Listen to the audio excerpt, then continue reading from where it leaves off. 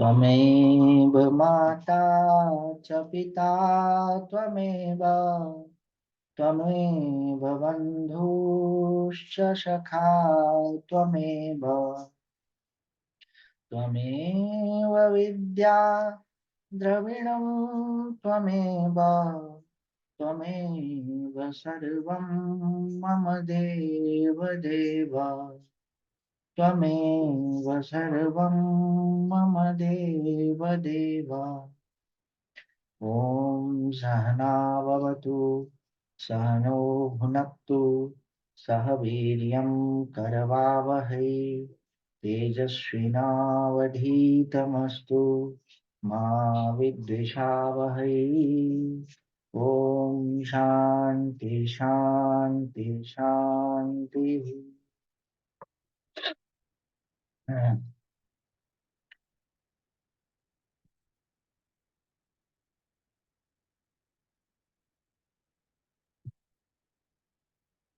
तो हम लोग पूज्य शंकराचार्य जी के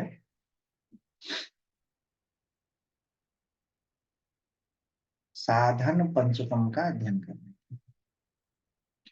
और साधन पंचकम का अध्ययन करते करते हम लोगों ने कल क्या किया कि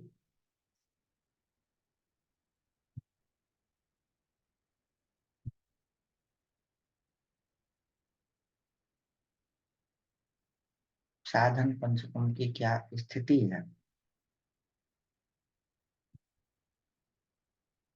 कैसे इसका उत्पत्ति हुआ, किस परिस्थिति में इसको कहा गया, वो सब चीजों को हम लोगों ने देखा।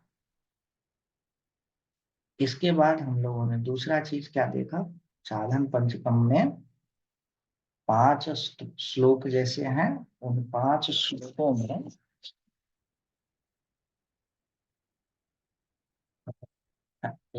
किसी श्लोक में 8 लगभग, किसी में कम किसी में ज्यादा करके बनाए गए हैं।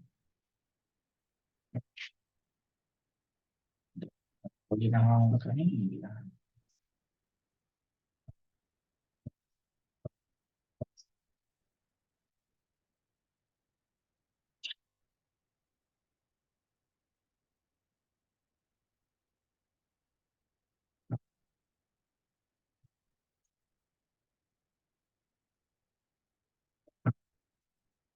छोटा हो गया, बड़ा।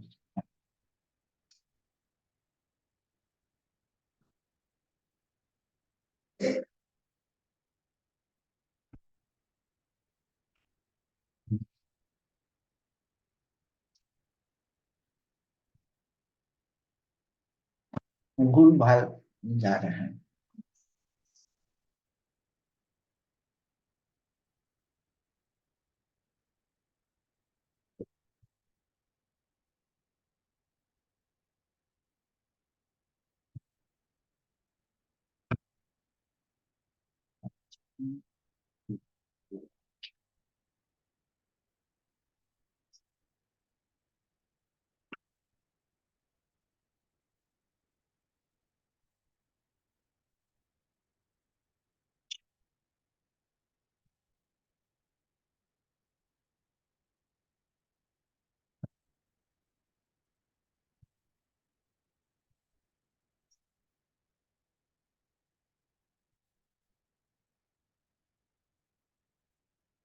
तो हम लोगों ने पहला चीज क्या देखा, इसमें पहला चीज कल क्या कहा गया है, वेदो नित्य अधीयताम, वेदों का रोज पढ़िए, उसका अध्ययन कीजिए। दूसरा चीज क्या कहा है, तद उदितम कर्म स्वनुष्ठीयताम, वेदों में जिस तरह के कर्म कहे गए हैं कि ऐसा करना चाहिए, ऐसा करना चाहिए, करना चाहिए, उन सारे कर्मों को करना चाहिए। अब इसमें यह बात आती है कि वेदोक्त जो कर्म है, वेद के ही अर्थों को लेकर के पुराण बना है और स्मृतियां बनी है। और जो भी ये कर्म है, वेदोक्त कर्म है, डायरेक्ट या इनडायरेक्ट रूप से, उन सभी कर्मों को करना चाहिए। अब उसको करने से क्या फायदा है, क्या नुकसान है? फायदा क्या है? हमारी प्रवृत्ति बनी हुई है आलस्य की। हमारी प्रवृत्ति, उसको ऐसे क्यों नहीं लिखे, हमारी प्रवृत्ति बनी हुई है आलस्य की, हमारी प्रवृत्ति बनी हुई है हड़बड़ी की, हमारी प्रवृत्ति बनी हुई है धैर्य के कमी की। हम्म? तो वेदोक्त कर्मों को करने से क्या होगा कि यह जो प्रवृत्ति बनी हुई है यह टूटेगी। हम इसका बड़ा बढ़िया एग्जाम्पल देते हैं। एक एक सामान्य सा कर्म है वेद, उसको करना, उसको ये है कि मंदिर में जाकर के दर्शन करना, धक्का खाते, वीआईपी दर्शन में धक्का खाते। तो अब मंदिर के लाइन में लगे हुए हैं, किसी ने धक्का मारा, क्या होगा? सबसे पहले गुस्सा है, तो कंट्रोल कीजिए। फिर फिर बैठे तो कोई लाइन में निकल गया आगे, आपको समय लग रहा है, हड़बड़ी है, उसको कंट्रोल कीजिए। खड़ा होकर के जो कष्ट सह रहे हैं, उस कष्ट सहने की आदत से जो सुख भोगने का आदत बना हुआ है वह टूटेगा। तो एक सामान्य सा एक्ट, जिसको कि आप कहते हैं कि मंदिर में धक्का, मंदिर का दर्शन करते हैं, अरे ये तो छोटी चीज है। नहीं नहीं, छोटी चीज नहीं है, बहुत बड़ी चीज है। आपके पूरे मन और शरीर के सिस्टम को ट्रांसफॉर्म कर देने का सामर्थ्य है उस चीज में, एक छोटी सी चीज। आपके क्रोध पर नियंत्रण हो रहा है, आपके जीवन में जो लोभ बना हुआ है, लोभ के कारण ही हड़बड़ी होती है। आदमी एक काम कर रहा है, उसके दिमाग में आता है कि वो जो बगल वाला काम है उसको भी करें, या इस काम को जल्दी खत्म करें ताकि अगला काम करें। क्या है? जो अगला काम है उसके प्रति बहुत ज्यादा लोभ है, बहुत ज्यादा मोह है। मंदिर जल्दी दर्शन करके निकले विश्वनाथ जी, फिर कचौड़ी गली में कचौड़ी खाएं, जल्दी खाओ। तो यह जो लोभ है, इस पर वश हो, क्रोध पर वश हो। शरीर में मन कर रहा है बैठ करके और अपने घर पर सोफा पर और टीवी देखें या मोबाइल चलाएं, और करने क्या लगे? लाइन में लग करके दर्शन करें। तो ये जो आलस्य है इस पर कंट्रोल। तो ये जो वैदिक कर्म है, यह धीरे धीरे आपके सारे सिस्टम को बदलना शुरू कर देते हैं। इसलिए कहा तत् उदितम कर्म सु अनुष्ठीयताम, वेदों में जो कर्म कहे गए हैं उसको अच्छी तरीके से आप अनुष्ठान कीजिए।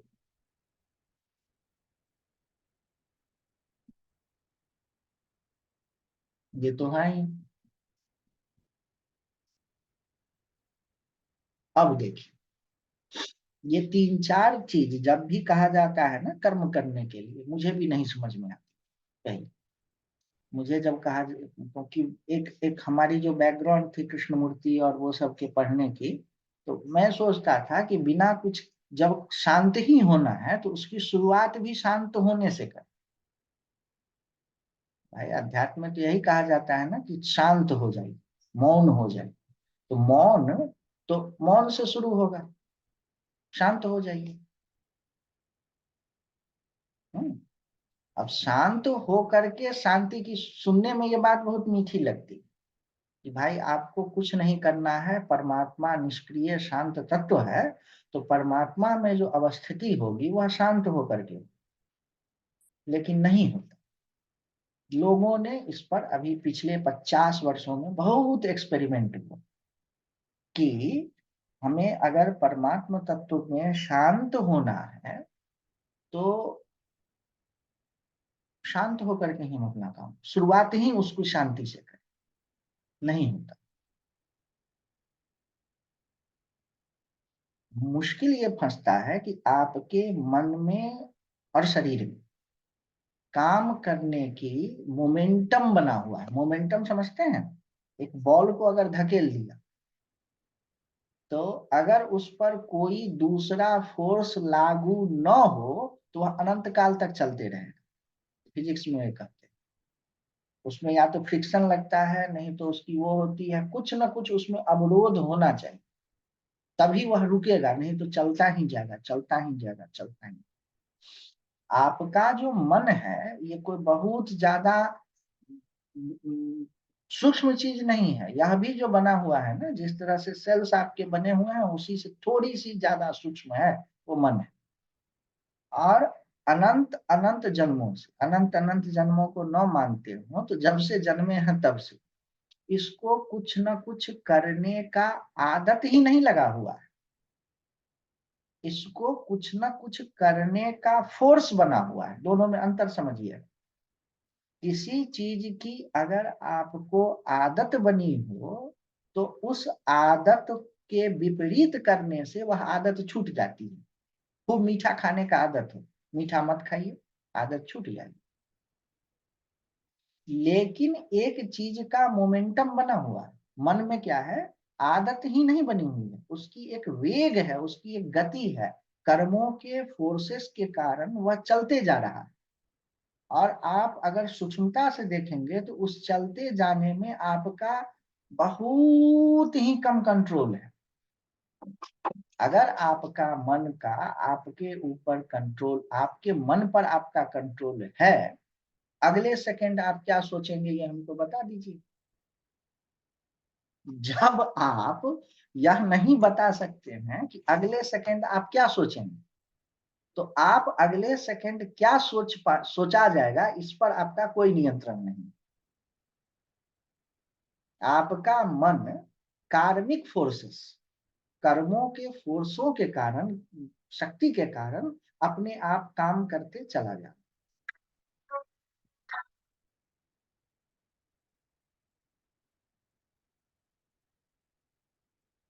इस कर्मों के फोर्स को रोकने के लिए कुछ न कुछ करना पड़ता है। इस बात को आप जितनी जल्दी स्वीकार कर लेंगे, उतने जल्दी कुछ न कुछ करना शुरू कर देंगे। और जो ही कुछ न कुछ करना शुरू कर देंगे, तब वास्तविक शांति क्या होती है इसका अनुभव होने लगेगा। ये मैं बहुत सोच, बहुत विचार करके ये बात कह रहा हूं।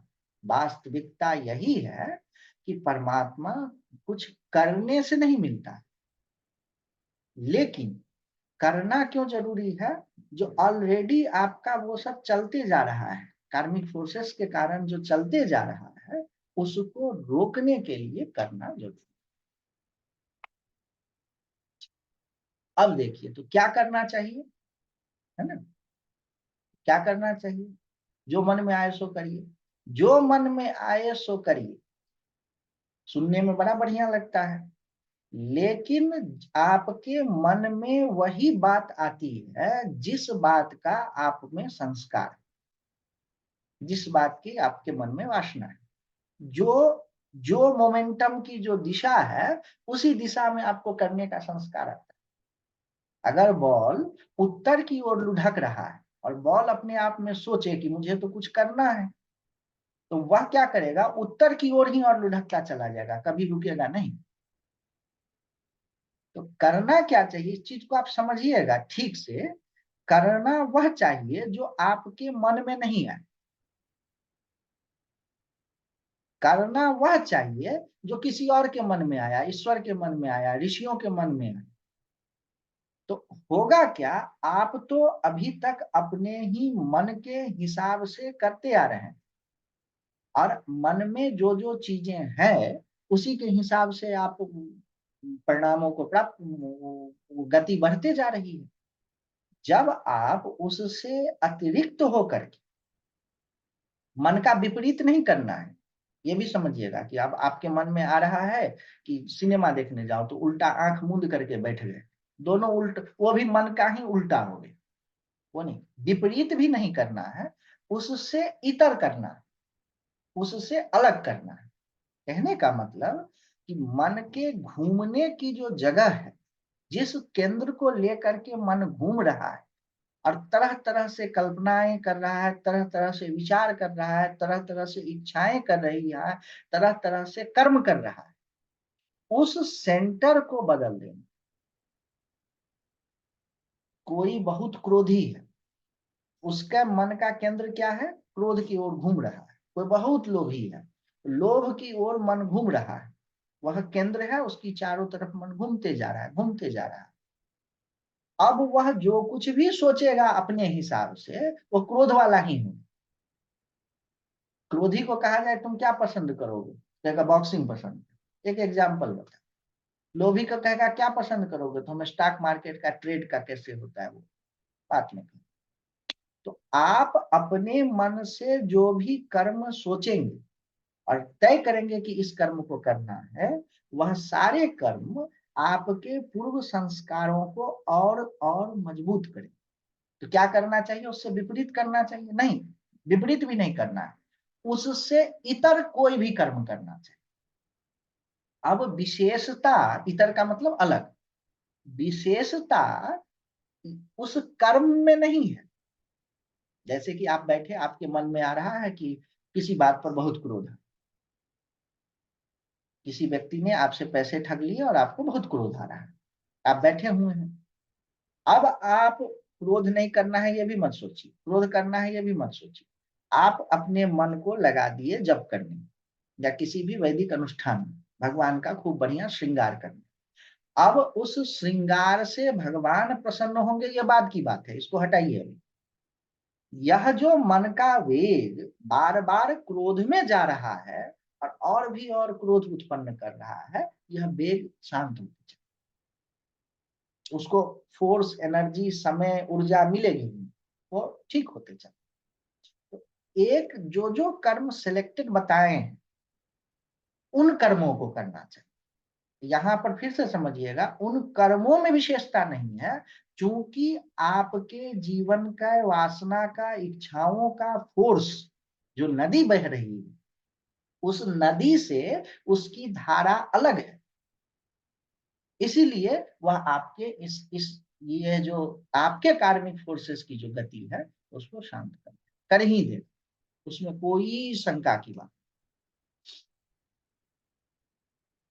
तो अपने मन मौजी से कुछ करने लगे तो इस बात की संभावना ज्यादा है कि आप अपने वासना, इच्छा, कार्मिक फोर्स से प्रेरित होकर के वो काम करने लगे और फिर उसका जो आपका संस्कार है उसी को दृढ़ करते।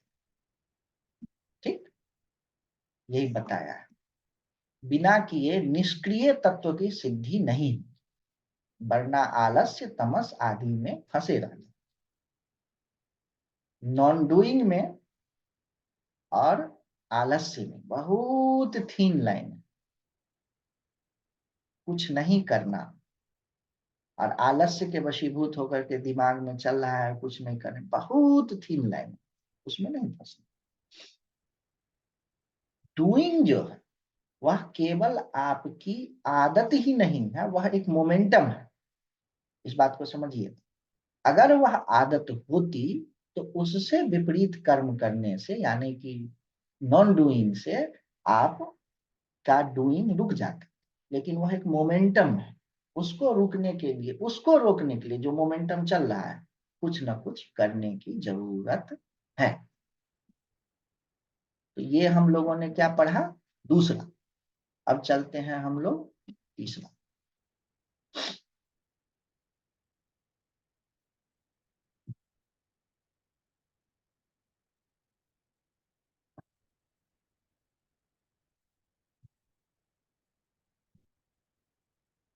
पहला आता है वेदो नित्यम अधीयताम तद उदितम कर्म स्वानुष्ठीयताम। तीसरा है तेन ईशस्य विधीयताम अपचित ही। तेन मतलब एक, हर एक वाक्य एक दूसरे से जुड़ा हुआ है। वेद में जो, वेद को पहले पढ़िए, पढ़ने के बाद उसमें जो कर्म किए हैं, उसमें जो कर्म बताए गए हैं, जब तक पढ़ेंगे नहीं तो पता कैसे चलेगा, जब तक अध्ययन नहीं करेंगे। अध्ययन करके अब जो है आपको समझ में आ गया कि क्या करना है और उसको करने लगे। अब आप उन कर्मों को करने जब लगते हैं तो उसका कोई ना कोई फल होता है। बिना फल के कोई भी व्यक्ति कोई भी कर्म नहीं करता है फल की इच्छा।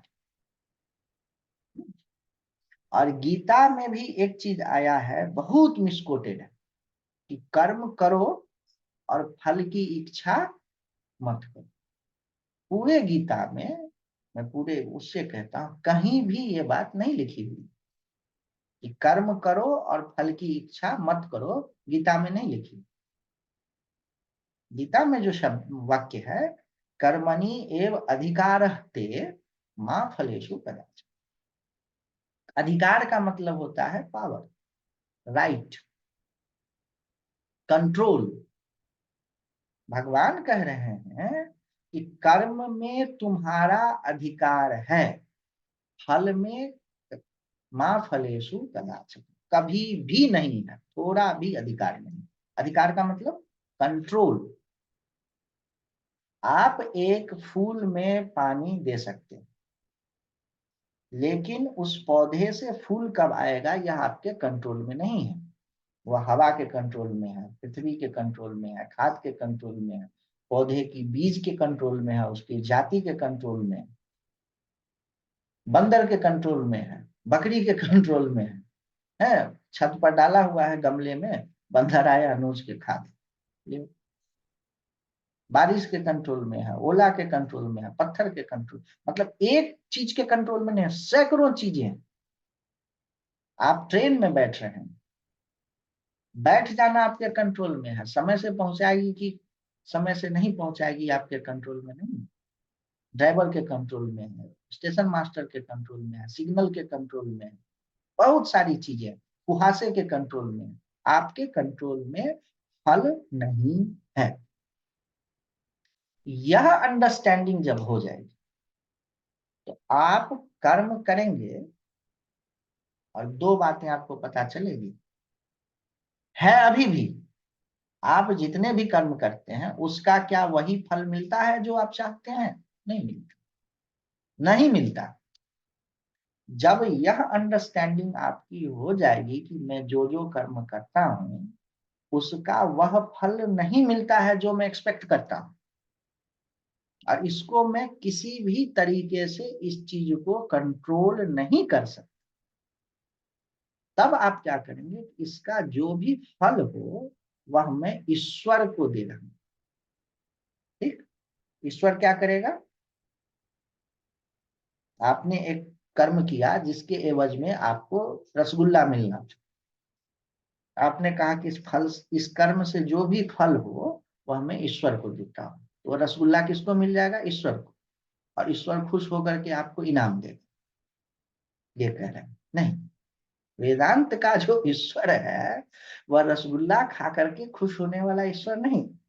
वेदांत में जो ईश्वर शब्द से जिस चीज को कहा गया है वह समष्टि को कहा गया। समष्टि मतलब सम टोटल ऑफ एवरीथिंग। अपने यहाँ जो इस वेदांत संप्रदाय में जो ईश्वर है, देखिए हम लोगों के सामने में दो तरह की चीजें आती, एक रसगुल्ला और एक खाना, द प्रोसेस ऑफ ईटिंग। उसी तरीके से एक चीज आता है, मान के चलिए फूल और सूंघना, द प्रोसेस ऑफ स्मेलिंग। दो तरह की, एक तो वस्तु होती है और एक क्रिया होती है, प्रोसेस होता है। ईश्वर जो है वह सभी वस्तु को मिला करके ही नहीं है, वह सभी क्रियाओं को मिला करके भी। भाई ये वो प्रकाश है, प्रकाश क्या है? वह वस्तु भी है और क्रिया भी है। वेव क्या है? वस्तु भी है और उसका उसमें जो फ्रीक्वेंसी है वो भी है। वेव मतलब वस्तु भी है और क्रिया भी है। ये बहुत स्थूल रूप से मैंने बताया। जो सूक्ष्म रूप में जो सृष्टि का आदिम तत्व है वह वस्तु भी है और क्रिया भी है। वह पृथ्वी भी है और पृथ्वी का घूमना भी है। ब्रह्मांड केवल सूर्य नहीं है, चंद्रमा नहीं है, नक्षत्र नहीं है, ग्रह तारा गैलेक्सी वगैरह सबको मिला करके ब्रह्मांड है। उनमें जो जो क्रियाएं हो रही है, सूर्य घूम रहा है, तारों में विस्फोट हो रहा है, इन सारे चीजों को मिला करके ईश्वर का। तो आपके कर्म जो है वह भी एक तरह से ईश्वर की ही शक्ति कह लीजिए। वो मोटा चीज हुआ, ईश्वर ही, उस कर्म का फल भी ईश्वर ही। यह अंडरस्टैंडिंग जब आपको हो जाएगी तो आपको यह समझ में आए कि मैं उसी ईश्वर का हिस्सा हूं। देखिए वेदांत की जो प्रक्रिया होती है, एक एक चीज को अपने हिसाब से चला, तो एक एक चीज को परम तत्व की ओर लेते जा रहा है। वह ईश्वर प्रसन्न होकर के रसगुल्ला हमको नहीं देगा, ऐसा नहीं। आपने रसगुल्ला खाने वाले कर्म किए और उसको आपने समष्टि पर छोड़ दिया। समष्टि में छोड़ दिया मतलब आप अपने सहित संपूर्ण विश्व को दे दिया वो रसगुल्ला खाने का फल।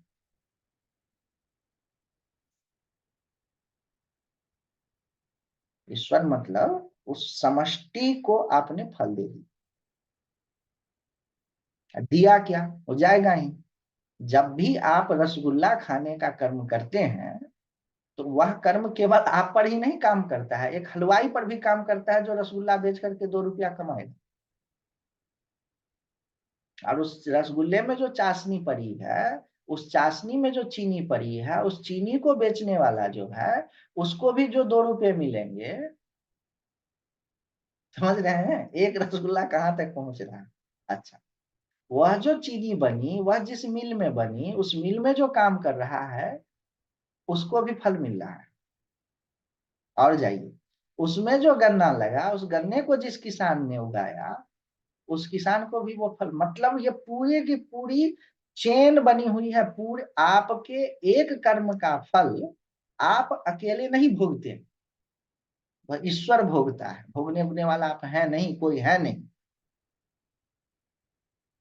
इस अंडरस्टैंडिंग को जो ही आप समझेंगे, कहेंगे मैं जो भी कर रहा हूं ईश्वर मतलब उस समष्टि को दिया। दिया क्या, हो जा ही रहा। आपने जब भी एक रसगुल्ला खाने का वो किया तो आप इस तरह से जोड़ते चले जाइए, रसगुल्ला खाते खाते जो थोड़ा सा रस नीचे गिर गया वो चींटी को मिलेगा। अकेले आप कर्म न तो कर्म के कर्ता हैं, न आप अकेले कर्म के भोक्ता हैं, क्योंकि आपका अकेले होना कोई है ही नहीं। आप अकेले हैं नहीं। आप एक विशाल ऑक्टोपस हैं, ऐसे समझिए, जिसकी सभी भुजाएं मोटे मोटे तौर पर ये पूरी ब्रह्मांड ही। तो जब यह समझ में आ जाएगा तो भाई जो भी कर्म है वह ईश्वर को है, ईश्वर को दिया। ईश्वर मतलब समष्टि को दिया। तेने ईशस्य विधीयताम अपचिति ही। अपचिति का मतलब होता है पूजा। आप इस कर्म को, पहले तो वेद पढ़ा, उसके बाद कर्म करने लगा, और उस कर्म का जो भी फल है अंडरस्टैंडिंग से, वेदांत में अंडरस्टैंडिंग ही का मतलब होना होता है। जो ही आपको समझ में आ गया कि उस कर्म का भोक्ता मैं अकेले नहीं हूं, उस कर्म का भोक्ता समस्त सृष्टि, और समस्त सृष्टि के समस्त कर्मों का भोक्ता मैं भी हूं। सूरज जलता है, उसके भोक्ता आप नहीं है। कहीं पर कोई तारा फट गया, उससे आपके जीवन पर असर नहीं पड़ेगा। चांद चमक रहा है, पृथ्वी का चक्कर लगा रहा है, कभी धूप, कभी ठंडा हो जाता है हिस्से में, कभी गर्म हिस्से में, उसके भोक्ता आप नहीं है। समुद्र में लहर आती है, उसके भोक्ता आप नहीं है। समस्त सृष्टि में जो कुछ भी वस्तु या क्रिया है, उस समस्त वस्तु और क्रिया के युगपद सारी सृष्टि भोग कर रही। इसको अगर ठीक ठीक समझ जाएंगे तो एक एक इसकी एक एक लाइन जो है ना, एक एक लाइन काफी है वेदांत समझ, तो काम आपका फिट हो गया। तेन ईशस्य विधीयताम अपचिति, उसको थोड़ा सा क्रम में बनाना पड़ता है। तेन ईशस्य अपचिति विधीयताम। तेन मतलब वह जो कर्म है उसको ईश्वर के ईश्वर का पूजा में विधान कर दीजिए, लगा दीजिए। लगा दीजिए मतलब यह जान लीजिए कि ईश्वर के पूजा में ही लगता है, आपके लगाने न लगाने से होगा नहीं कुछ, वो तो लग ही रहा है। ईश्वर मतलब समष्टि। एक रसगुल्ला खाने से चीटी से लेकर के किसान, हलवाई, चीनी मिल का मालिक से लेकर के चीनी बेचने वाला, चीनी को कैरी करने वाला, और इस तरह से आप दृष्टि जो ही जाएगी ना, पूरे विश्व का एक एक कोना, एक एक परमाणु जो है वो बदलता है, उसको भोगता है। तो फिर आपकी आपको ये ज्ञान होना ही करना है। तेन उन कर्मों के द्वारा ईश्वर का अभिषेकी पूजा करो। ये हो गया वेदांत की। अच्छा, इसमें एक बात है, वेदांत की दृष्टि से ईश्वर भी मिथ्या है। जो आजकल वेदांत पढ़ते हैं कहते हैं ईश्वर क्या, ईश्वर भी मिथ्या है, जीव भी मिथ्या है, ब्रह्म सत्य। ठीक है भाई, जब तक ईश्वर उतना ही मिथ्या है जितना आप मिथ्या है। तो एक को जिस तरह से आपके 2.5 किलो या आधे किलो के मस्तिष्क 60 किलो का वो ईश्वर को सोच रहा है, यह पूरी सृष्टि में सोच नहीं है। केवल आपका जो यह 450 ग्राम का माथा है, जिस पदार्थ का बना हुआ है उसी पदार्थ का ब्रह्मांड बना हुआ है, समस्त समष्टि बनी हुई है। तो उसमें इतने सोच है, विचार है, कॉन्शसनेस है, और इसका समष्टि रूप में कॉन्शसनेस नहीं है। ये आप कह रहे हैं। अगर आप ईश्वर भाई, जो जिस तरह से आपके इस छोटे 60 किलो 70 किलो के बॉडी में चैतन्य है, उसी तरीके से समग्र ब्रह्मांड में भी चैतन्य है। अगर उसमें चैतन्य नहीं होता तो उससे बने हुए आप में भी चैतन्य नहीं होता। उस चैतन्य को, यह जो समष्टि रूप से जो चैतन्य है, उसी को ईश्वर कहते हैं। और वह बड़ा दयालु, क्योंकि वह उसके लिए, उसकी दृष्टि से सारा चीज उसी का स्वरूप है। उसको ये नहीं होता है कि वेदांत की कक्षा में उसको याद रहता है कि मैं ही सब कुछ हूँ, और कक्षा के बाद उसको नहीं समझ में आता है। वह चेतन रूप से उसे याद है, वो अपने आप को अनुभूत कर रहा है। वह दयालु है। और उसको आपने कर्मों को सौंप दिया तो आप अपने ऊपर से भार हटा लिया और आप मौज में आ जाए। अब 2 मिनट बचा है।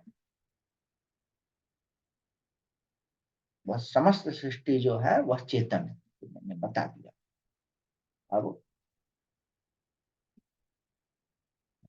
ये भी बता दिया कि कर्म को अपने इच्छा या वासना के वशीभूत होकर के नहीं करना है। इच्छा मतलब वासना मतलब आपके संस्कार, वो आपके जो कुछ संस्कार कर रहे हैं उसी को दृढ़ करेगा। उससे अलग का कोई चीज कीजिए तो आपको बड़ा फायदा होगा। ये करके, और उस कर्म के द्वारा मुझे स्वर्ग मिलेगा ये तो नहीं है। स्वर्ग को आजकल मानते हैं, सुख मिलेगा वो भी छोड़िए, सदगति होगी वो भी छोड़िए। आपका मन शुद्ध हो रहा है यह भी इच्छा मत रखिए। होता है ना, कहते हैं कि ध्यान करेंगे तो हमारे संस्कार हटेंगे, मन शुद्ध होगा। यह भी एक प्रकार का बहुत गहरी में वासना है। मन शुद्ध हो जाएगा, संस्कार हटेगा, दिमाग शांत होगा। अरे इसी कारण से और अशांत हो रहा है, अशांत होने की आदत को बढ़ा रहा है इसके भी चक्कर में। बस कर्म करते कीजिए, कोई एक कर्म को पकड़ लिया, जप करने का, ध्यान करने का, पूजा करने का, जल चढ़ाने का, उसका क्या परिणाम होगा यह नहीं सोचे। आज इतना ही, अब खत्म हो जाएगा 10 सेकेंड के बाद। तो अब इसको यहीं पर खत्म करते हैं। मंगलाचरण पढ़ लीजिए। कोई प्रश्न होगा तो ग्रुप में बोलिएगा, आप लोग बोलिएगा, कोई भी प्रश्न होगा लिख करके बोलिएगा, नहीं तो कल। ओम सर्वे भवन्तु सुखिनः, सर्वे सन्तु निरामयाः, सर्वे भद्राणि पश्यन्तु, मा कश्चित् दुःखभाग् भवेत्। ॐ पूर्णमदः पूर्णमिदं पूर्णात् पूर्णमुदच्यते, पूर्णस्य पूर्णमादाय पूर्णमेवावशिष्यते।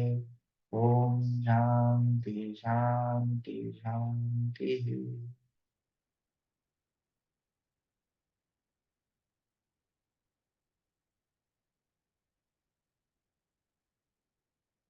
अच्छा, ये तो अभी 1 मिनट बता रहा है कि आप लोगों को कुछ बोलना हो तो बोल सकते हैं।